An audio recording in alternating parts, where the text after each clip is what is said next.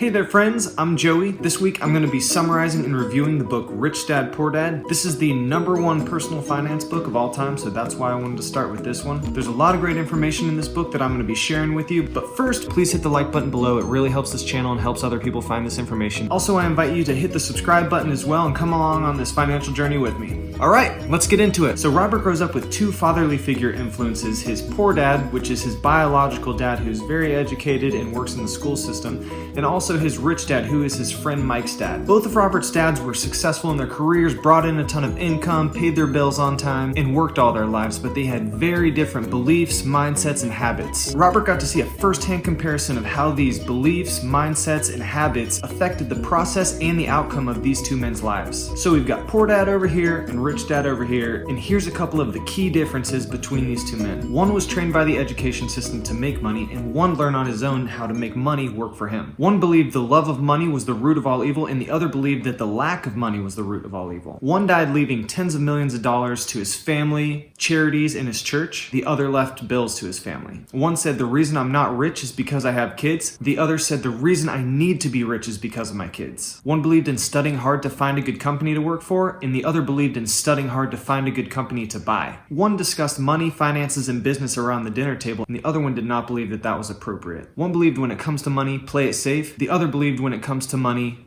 learn to manage risk. One believed that his house was an asset, the other knew his house was a liability. One believed in the government's responsibility to take care of its people, the other believed in 100% total self-reliance. To one, job security meant everything, to the other one, learning meant everything. I've put together a list of sayings from Rich Dad, Poor Dad and the lessons that come along with them. Here are the sayings that stood out to me the most and the lessons that I took away from them. Increased financial intelligence can be used to solve many of life's common problems. The lesson learned was, it's what's in your head that determines what's in your hands. The rich don't work for money. The lesson learned is that the rich look for ways to get money to work for them so that they don't have to work for money. Savers are losers. The lesson here is the rich don't save their money, they invest in assets. In Robert's world, real assets fall into the following categories: businesses that don't require his presence, stocks, bonds, income-generating real estate, notes or IOUs, royalties from intellectual property like music, scripts, or patents, and anything else that has value, earns income, or appreciates, and has a ready market. Robert also teaches us how to use an income report as well as a balance sheet in order to tell the difference between assets and liabilities, and also explain how the rich find loopholes for paying taxes. I won't go into it here, but I definitely recommend you checking that out and learning it on your own. Your house is not an asset. The lesson learned here is that homeowners generally make little to no return on investment after the expenses they put into their house. This next one's a long one, but it's a good one. As long as a person works for money, they will pay taxes. The rich pay less in taxes because the rich don't work for money. The government taxes your income, not your asset values.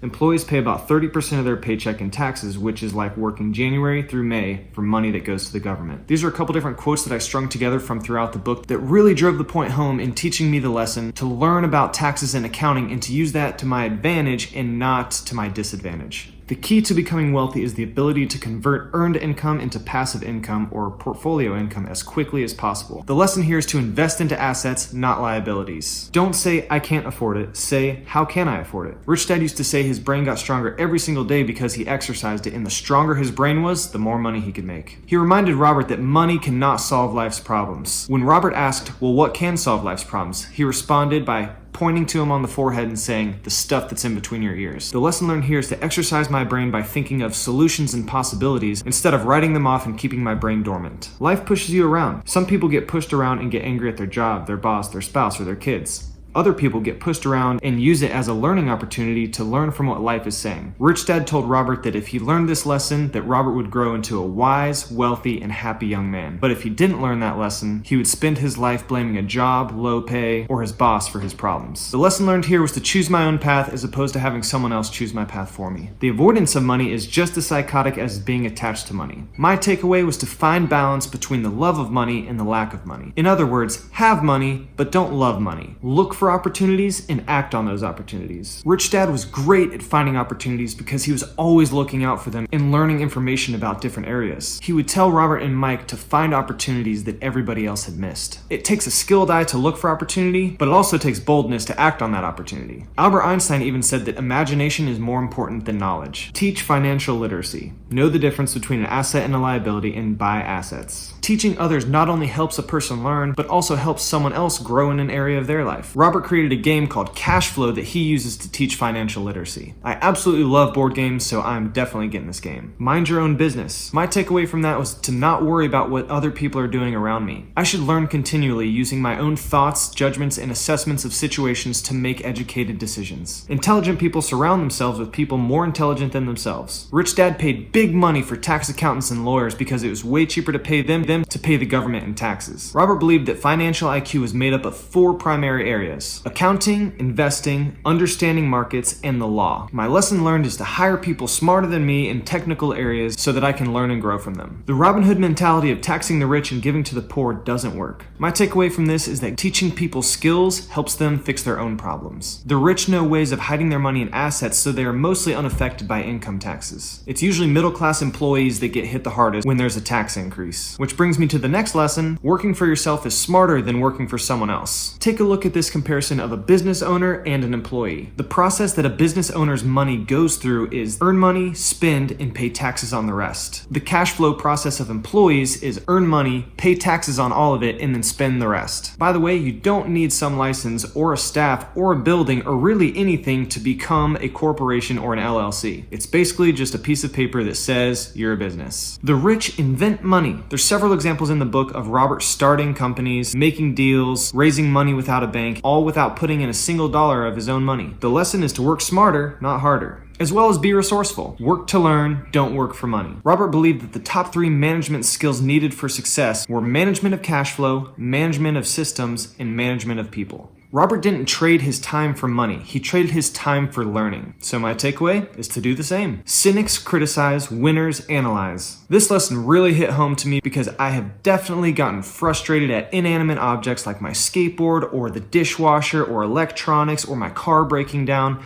and I shouldn't do that because that's reacting on emotion before logic, and that sets me back on the time that it takes to solve or fix the problem. Winners don't get frustrated or angry when things go wrong. They analyze the problem and try to see how they can fix it. Poor people are more greedy than rich people. Robert's rich dad believed that if a person was providing something that other people wanted, they'd be rich. These are all great lessons, but Robert, how on earth do we practically put this into motion in our own lives? Well, first, Robert goes into explaining that there's 10 powers that affect our lives. One is the power of will and the reason why you're doing something. Without a strong why factor, people give up on days that they just don't feel like doing something. The second is the power of choice. Robert's rich dad knew that daily choices compound over the course of a lifetime, and he wanted to make good habits for himself and invest in himself. The third one is the power of association. Rich Dad surrounded himself with people who are smarter than him, and we are the average of the 5 people closest to us, so we should choose wisely. The fourth one is the power of learning quickly. Rich Dad learned to master formulas and then learn new ones quick. The fifth one is the power of self-discipline. This comes down to investing in your future by putting money towards assets as opposed to liabilities. The sixth one is the power of good advice. I think this goes along with his power of association one, but Rich Dad paid for people who are smarter than him to work for him so that he could learn and grow from them. Number 7 is the power of getting something for nothing. Robert lists several ways of how this can be done, so if you are interested, I highly recommend the book, but basically it comes down to just trying to get the best deal, being resourceful, and knowing that the worst thing that could happen is the person says no. Number 8, the power of focus. I think this also goes along with the power of self-discipline, but